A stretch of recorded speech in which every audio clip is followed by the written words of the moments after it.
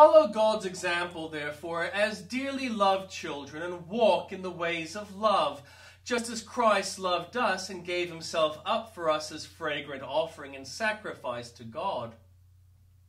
But among you there must not be even a hint of sexual immorality or any kind of impurity or of greed, because these are improper for God's holy people. Nor should there be obscenity, foolish talk, or coarse joking, which are out of place, but rather thanksgiving.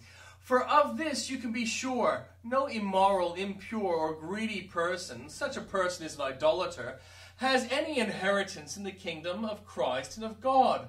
Let no one deceive you with empty words, for because of such things God's wrath comes on those who are disobedient. Therefore do not be partners with them. For you were once darkness, but now you are light in the Lord. Live as children of light, for the fruit of the light consists in all goodness, righteousness, and truth. And find out what pleases the Lord. Have nothing to do with the fruitless deeds of darkness, but rather expose them. It is shameful even to mention what the disobedient do in secret, but everything exposed by the light becomes visible, and everything that is illuminated becomes a light. That is why it is said, "Wake up, sleeper, rise from the dead, and Christ will shine on you." Be very careful then how you live, not as unwise, but as wise, making the most of every opportunity, because the days are evil. And the Old Testament reading. The Lord will have compassion on Jacob. Once again he will choose Israel, and will settle them in their own land. Foreigners will join them and unite with descendants of Jacob. Nations will take them and bring them to their own place. And Israel will take possession of the nations and make them male and female servants in the Lord's land. They will make captives of their captors and rule over their oppressors. On the day the Lord gives you relief from your suffering and turmoil and from the harsh labor forced on you, you will take up this taunt against the king of Babylon. How the oppressor has come to an end, how his fury is ended. The Lord has broken the rod of the wicked, the scepter of the rulers, which in anger struck down peoples with unceasing blows, and in fury subdued nations with relentless aggression. All the lands are at rest and at peace. They break into singing. Even the junipers and the cedars of Lebanon gloat over you and say, "Now that you've been laid low, no one comes to cut us down." The realm of the dead below is all astir to meet you at your coming. It rouses the spirits of the departed to greet you. All those who were leaders in the world, it makes them rise from their thrones. All those who are kings over the nations, they will all respond. They will say to you, "You also have become weak as we are. You have become like us.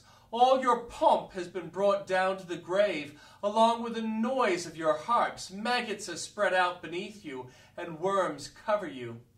How you have fallen from heaven, morning star, son of the dawn! You have been cast down to the earth. You who once laid low the nations, you said in your heart, 'I will ascend to the heavens, I will raise my throne above the stars of God. I will sit enthroned on the mount of assembly, on the utmost heights of Mount Zaphon. I will ascend above the tops of the clouds. I will make myself like the Most High.' But you are brought down to the realms of the dead, to the depths of the pit. Those who see you stare at you. They ponder your fate. Is this the man who shook the earth and made kingdoms tremble? The man who made the world a wilderness, who overthrew its cities and would not let his captives go home? All the kings of the nations lie in state, each in his own tomb. But you are cast out of your tomb like a rejected branch. You are covered with the slain, with those pierced by the sword, those who descend to the stone of the pit, like a corpse trampled underfoot.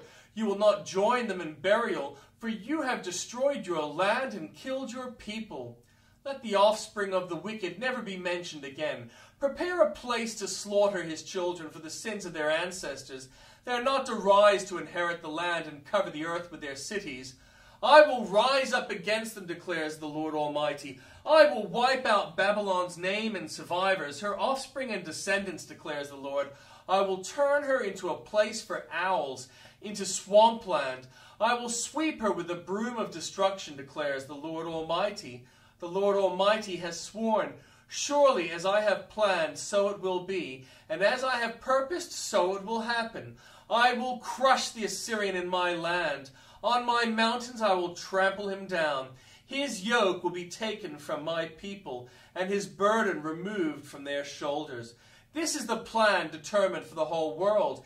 This is the hand stretched out over all nations. For the Lord Almighty has purposed, and who can thwart him? His hand is stretched out. Who can turn it back? This prophecy came in the year King Ahaz died. Do not rejoice, all you Philistines, that the rod that struck you is broken. From the root of that snake will spring up a viper. Its fruit will be a darting, venomous serpent. The poorest of the poor will find pasture, and the needy will lie down in safety. But your root I will destroy by famine. It will slay your survivors. Wail, you gate, howl, you city, melt away, all you Philistines. A cloud of smoke comes from the north, and there is not a straggler in its ranks. What answer shall be given to the envoys of that nation? The Lord has established Zion, and in her his afflicted people will find refuge. A prophecy against Moab. Ar in Moab is ruined, destroyed in a night. Kir in Moab is ruined, destroyed in a night. Dibon goes up to its temple, to its high places to weep. Moab wails over Nebo and Medeba. Every head is shaved off, and every beard cut off. In the streets they wear sackcloth, on the roofs and in the public squares they all wail, prostrate with weeping. Heshbon and Elealeh cry out. Their voices are heard all the way to Jahaz. Therefore the armed men of Moab cry out, and their hearts are faint. My heart cries out over Moab. Her fugitives flee as far as Zoar, as far as Eglath-Shalishah. They go up the hill to Luhith, weeping as they go on the road to Horonaim. They lament their destruction. The waters of Nimrim are dried up, and the grass is withered. The vegetation is gone, and nothing green is left. So the wealth they have acquired and stored up, they carry away over the ravine of the poplars. Their outcry echoes along the borders of Moab. Their wailing reaches as far as Eglem. Their lamentation as far as Beer Elim. The waters of Dimon are full of blood, but I will bring still more upon Dimon, a line upon the fugitives of Moab, and upon those who remain in the land. Send lambs as tribute to the ruler of the land, from Selah across the desert to the mount of daughter Zion. Like fluttering birds pushed from the nest, so are the women of Moab at the fords of the Arnon.